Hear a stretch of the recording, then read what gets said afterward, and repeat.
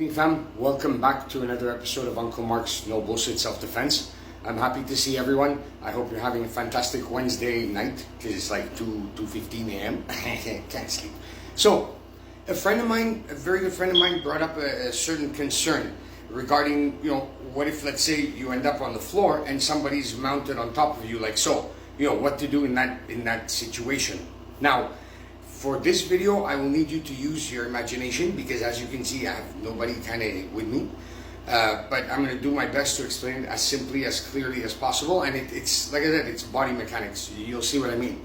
Now, keep in mind, big difference, martial arts, combat, and self-defense, right? Self-defense is not about ego. You try to de-escalate this, that. So my question to you is, how did you end up in that position, right? Obviously, let's say it were me, the person would have to grab me, kind of get me in a headlock, take me down. But all the while, I'm not just, being,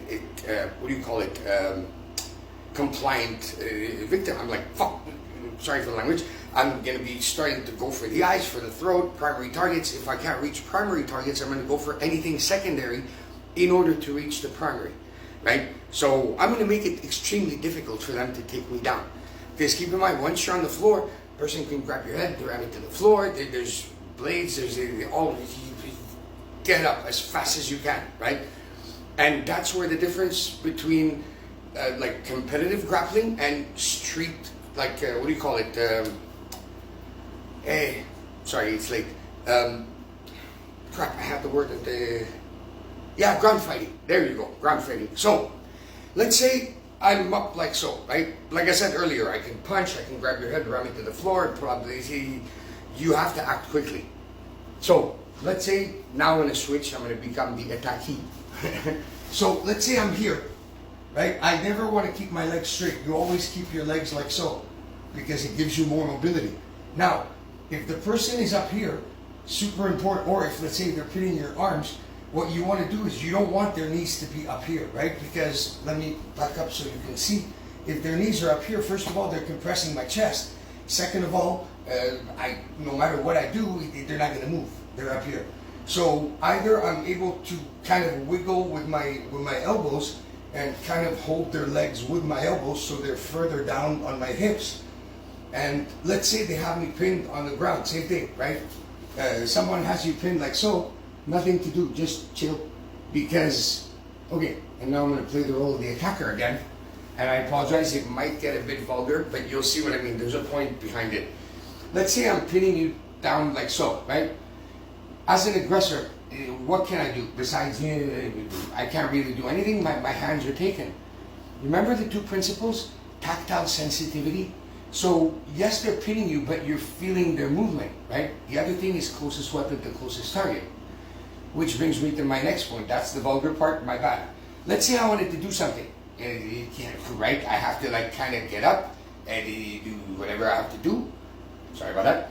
But you see, the second I let go to do whatever, I don't care, to scratch my head, your hand is literally like a piece of metal and my face is a magnet. So it's like right away into the eyes.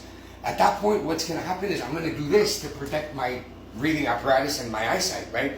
So, I'm going to switch back to the attackee, or like the person defending.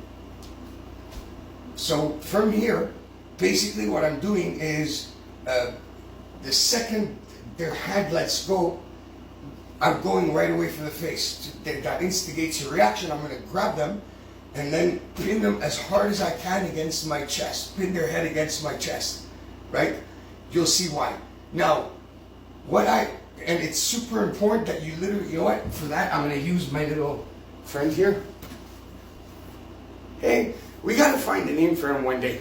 So, from this position, again, your legs are always up. Keep the person low on your hips. Now, I'm not doing this, right? Because then it's my arms against the person's whole body.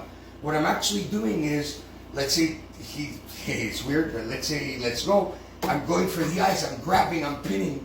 And then what I'm basically doing is I'm clawing the face, and see, there's no distance. His head is pinned against my chest. What I'm literally going to do, you don't want to just turn, right? Because the person might be bigger.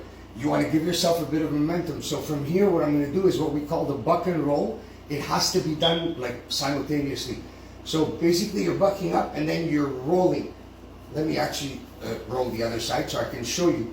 See, with the rotation, I'm not just doing this.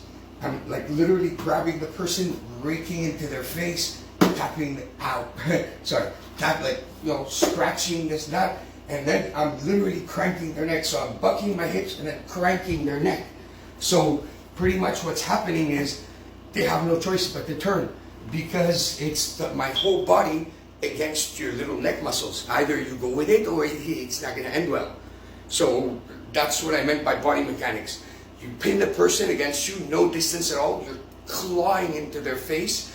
You buck up as hard as you can, and then you roll. Bang, in a sequence. That way you'll get the person, you'll be in what we call their guard. From here, I'm not gonna try to, whatever, I'm going for the face, raking. See, you break it. At that point, the person's gonna kind of flinch. You can plop them in the, you know what, and then basically get up. Back away. Obviously, keep your vision diffused in case there's other attackers, in case the person pulls out a blade, anything like that. And get yourself to safety. And never forget, call 911, explain, always back yourself up in the eyes of the law. All right, so quick recap. Let's say you do end up in this position. Person's got you pinned on the floor. Just relax. Nothing, let me back up. Nothing really to do here. They really can't do anything. If they try to headbutt you, raise, it's head against head, they're going to hurt themselves as well. Now, the second they let go your hand, root into the face, you grab them, pin them against you, start, let me do it the other side. Basically, I'm digging into the face, doing a buck, and then a roll, right? And then I end up in this position. But I still have their face. So I'm going to be fucking tearing their face. And then, you know what? Their legs are here. Guess what's here? Whack, whack, whack, whack. They're going to let go. Trust me.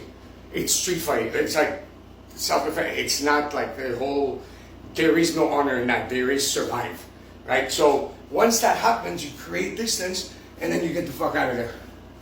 So I hope I'm a bit, getting into it. So have a good night, everyone. Always be safe. Love you. Ciao, ciao.